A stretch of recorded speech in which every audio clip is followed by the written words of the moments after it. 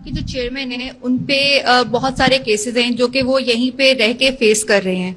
आए दिन उनको देखते हैं कि वो कभी किसी अदालत में होते हैं, कभी किसी अदालत में होते हैं। लेकिन नवाज शरीफ जो हैं वो बाहर हैं, वो अपने केसेस जो हैं यहाँ पे आके फेस क्यों नहीं करते? क्योंकि एक ऐसा तासुर उनकी तरफ से जा रहा है कि जैसे वो डरपोक हैं। और इमरान खान से जब भी उनके कोई हम देखते हैं, इंटरव्यूज वगैरह देखते हैं, तो वो एक ही बात करते हैं कि मैं पाकिस्तान से बाहर नहीं जाऊंगा, मैं यहीं पे रहूंगा। बहुत शुक्रिया। देखिए, आपने ये इस मजलिस के हवाले से मुतल्लिका सवाल नहीं किया। अस्सलामुअलैकुम।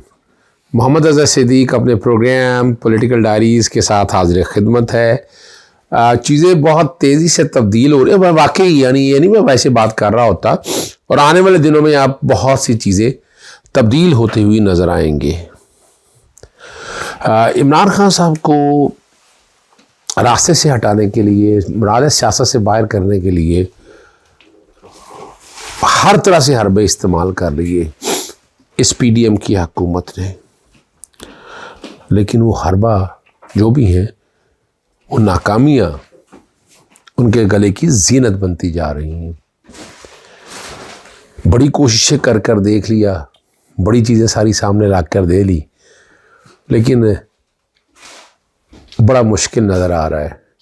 चट्टान की थड़ा खड़ा है और मुकाबला कर रहा है। जी ऐसा ही है जो आप हालात और वाक़यात सारे देख रहे हैं। यहाँ तक क्या करते रहेंगे, कितनी कोशिशें करके देख ली, और अब हर चीज़ आहिस्ता आहिस्ता सामने आ रही है। यानी सियासत इस हद तक गिर सकती है, इतना डर और खौफ है इन 14 सियासी जमातों को। और वैसे एक बड़ी ज़बरदस्त बात है कि तारीख़ी तौर पर इस्टेब्लिशमेंट ने आज तक जो जो सियासी जमातें तोड़ी हैं, बनाई हैं, उनको वक्ती तौर पर तो पजीराई मिली है। काफ़ी लोगों ने देखा, हमने देखते आए हैं। पाकिस्तान पीपल्स पार्टी का अगर देखा जाए, पाकिस्तान पीपल्स पार्टी, पैट्रियाट, मुस्लिम लीग, काफ हमने देखा, पाकिस्तान सरजमीन पार्टी MQM के हवाले से हमने देखा। अब तहरीक अदम इस्तेहकाम पाकिस्तान, अच्छा एतमाद तहरीक इस्तेहकाम पाकिस्तान हमने देखा। तो लेकिन अगर फ़र्क देखें उन सारी चीज़ों को मिलाकर, तो ये वाले मामला जो है ना, किसी और सिमत पे जा रहे हैं। चलें हम आगे चलते हैं। इमरान रियाज के हवाले से एक बाकायदा मूव शुरू हो गई है। चीफ जस्टिस साहब को ईमेल्स लिखी गई हैं, बैकग्राउंड पे वो चल रही है। इसी तरह जो ख़ास तौर पर लिखी गया है अक़वाम मुत्तहिदा तक जो है ना ईमेल्स कि इमरान रियाज की बाजियाबी के हवाले से, वो वहाँ तक जाना शुरू हो गए। 51 दिन हो गया, आपको पता है, कल, और वहाँ से वो लापता है। वो बाकायदा ईमेल जो है वो ट्वीट बैकग्राउंड पे चल रही है। वो अक़वाम मुत्तहिदा का ईमेल दिया हुआ है, और साथ साथ जो कापी फॉरवर्ड करनी है वो भी साथ एड्रेस दिया गया है कि वहाँ तक ये किसी न किसी तरीके से ये बातें जो है ना वहाँ तक पहुँचा दी जाएँ। इमरान रियाज के हवाले से देखिए, अब एक बात जो बार बार आती है, वो कहा जाता है कि जो लोग आसपास बातें कर रहे हैं कि जब तक प्रोजेक्ट कंप्लीट नहीं होता तब तक वो बाहर नहीं आता। कुछ लोगों ने ख़ानदान से रब्ता किया, जी ज़रदारी साहब से रब्ता करें। अब हैरान को बात, ज़रदारी साहब का इससे क्या ताल्लुक़ है भाई? ज़रदारी साहब का क्या कंसर्न है इस हवाले से? वहाँ तक रब्ता करें। यानी ये भी एक अजीब सी मंतक पेश की जा रही है। किसी तरफ ऐसे है कि जिनके पास है, हर एक को पता है, तो उन्होंने जब तक वो प्रोजेक्ट मुकम्मल नहीं होना, पता नहीं अब ये प्रोजेक्ट से क्या मुराद लेते हैं, तब तक कुछ नहीं होना। दूसरी तरफ ये है कि जितनी तकलीफ़ या मुसीबत या परेशानी मैं आपको पहले भी मैंने कहा था, और मैं बार बार दोहराता हूँ कि मैंने उस वक्त भी कहा था कि मैं डिटेंशन ऑर्डर के वापसी लेने के हवाले से हमने खुद रास्ता दे दिया, और मैं इस बारे में बार बार आपको कहता हूँ। फिर मैंने दूसरा जो FIR हुई, मैं वो भी समझता हूँ कि FIR वो भी एक पाँव पे कुल्हाड़ी थी। और मैंने जो रवैया रखा वो यही है। मुख्तलिफ दिक्कतें, तकलीफ़ें, सख्तियाँ जो बर्दाश्त मैं कर रहा हूँ या जो कोई भी कर रहा है, आप छोड़े इन बातों की तरफ, कुछ जाने की ज़रूरत नहीं है। लेकिन प्यार मोहब्बत से तो मसाइल ये लगता है नहीं हल होते होंगे, नज़र आएंगे। अब हर एक को पता है कहाँ है, किधर है, कैसे है। मैं ऐसी किसी कंट्रोवर्सी में नहीं पढ़ना चाहता। मैं समझता हूँ कि अब बहुत हो गया है, उतना जुर्म है, जितनी सज़ा देनी उतना दे। बाकी अगर पर्चा कोई बनता है तो पर्चा दे, सामने लाएं, ताकि कानून के मुताबिक जो है वो उसका मुकाबला किया जा सके। दूसरा मैंने आपको जैसे बताया था कि वो chief justice of Pakistan justice Umar Ata Bandial, chief of the army staff के नाम लिखा है, DGISI के नाम लिखा है कि मई 11 से वो मिसिंग है। और पहले घर में छापा मारा गया, वो छापा मैं दोबारा अभी बैकग्राउंड पे थोड़ा सा चला देता हूँ मैं आपको, वो वीडियो वो चल जाती है बैकग्राउंड के ऊपर। और फिर सियालकोट में जो कुछ हुआ, लाहौर हाई कोर्ट में जो बातें आई, वर्किंग कमेटी के हवाले से वहाँ IG क्या कहता रहा है, इमरान रियाज बहुत हो गया है और इम्तहान ही लेना चाहिए उस ख़ानदान का। चले हम आपको आगे लेकर चलते हैं। और इसी में वो एस्टेब्लिशमेंट के हवाले से ना, और मज़हर अब्बास ने एक प्रोग्राम में बड़ी वाज़ेह तौर पर ये बात कही थी, वो ज़रा सुन लीजिएगा अपने आप से। एस्टेब्लिशमेंट का प्रोजेक्ट और सबसे मुस्तनद प्रोजेक्ट तो नवाज शरीफ था।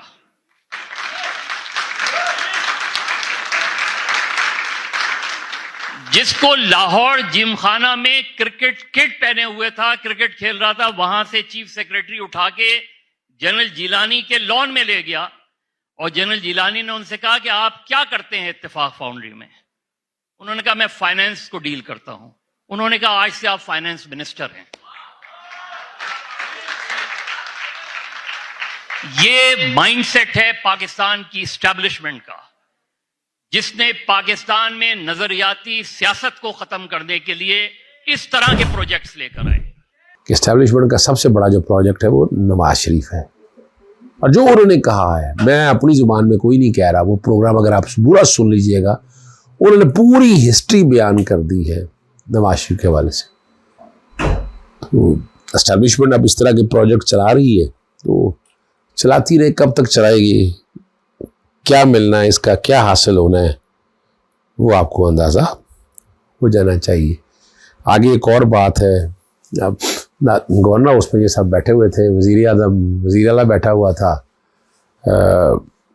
साथ गवर्नर पंजाब बैठा हुआ था, इसहाक डार साहब बैठे हुए थे और मरियम औरंगज़ेब बैठी थी। वो खातून साफ़ी ने एक सवाल बड़ा ज़बरदस्त किया, वो नवाज शरीफ के केसों के बारे में बता दे, नहीं आप अंदाज़ा लगाएं कि इनके पास इतना भी कुछ नहीं है कहने के लिए। मैं बता दूं आपको, सुनिएगा वो क्या कहा। साहब की जो चेयरमैन है उन पे बहुत सारे केसेस हैं जो कि वो यहीं पे रह के फेस कर रहे हैं। आए दिन उनको देखते हैं कि वो कभी किसी अदालत में होते हैं, कभी किसी अदालत में होते हैं। लेकिन नवाज शरीफ जो हैं वो बाहर हैं, वो अपने केसेस जो हैं यहाँ पे आके फेस क्यों नहीं करते? क्योंकि एक ऐसा तासुर उनकी तरफ से जा रहा है कि जैसे वो डरपोक हैं।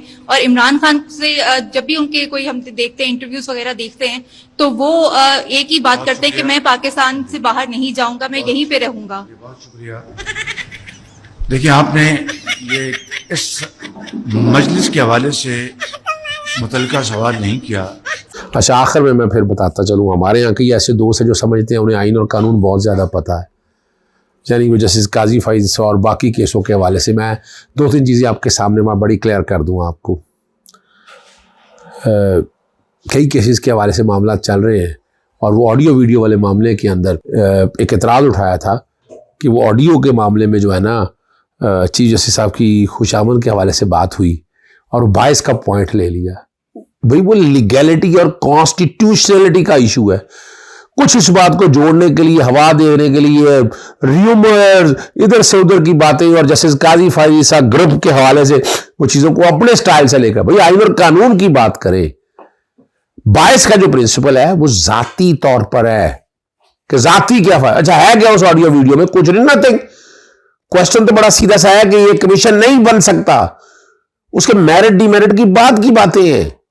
और जैसे सईद मंसूर अली शाह ने अगर वो एक नोट दिया भी है बायस के हवाले से, वो उन्होंने अपनी मर्जी से दिया है, उन्होंने अपनी और उनका इसकी जात से क्या, मैं नहीं समझता कि जैसे सईद मंसूर अली शाह का फैसला, मैं आज भी समझता हूं उनका अपने बायस के ऊपर जो फैसला उन्होंने दिया वो गलत है, वो आइन और कानून के खिलाफ है। वो कुछ जात के हवाले से सुन रहे केस, हाँ अगर जाती तौर पर जैसे जवाद ख्वाजा का मामला होता फिर से ठीक था, लेकिन वो तो कॉन्स्टिट्यूशनलिटी और लीगलिटी की बात है। क्या मिलिट्री कोर्ट बन सकती है, नहीं बन सकती, ये सवाल है। उसका जात और रात का क्या, एक पिटिशन के अलावा बाकी पिटिशन नहीं है वहां पर। तो जो ये बैठकर बढ़ा चढ़ाकर बयान करने की कोशिश करते हैं, नहीं, मैं नहीं मानता मैं नहीं समझता आज भी, जिससे मर्जी पूछ ले, बड़े बड़े सीनियर लॉयर से पूछ ले कि जैसे सैयद मंसूर अली शाह ने जो बातें की हैं वो हकायक से हट के, वो आइन और कानून के खिलाफ है जो हमने अपने नोट में लिखा है जो, और उसका कोई ताल्लुक नहीं है। और बायस का ये प्रिंसिपल है ही नहीं है। बायस का जो प्रिंसिपल सेलेक्ट सिलेक्ट है उस पर रहना है।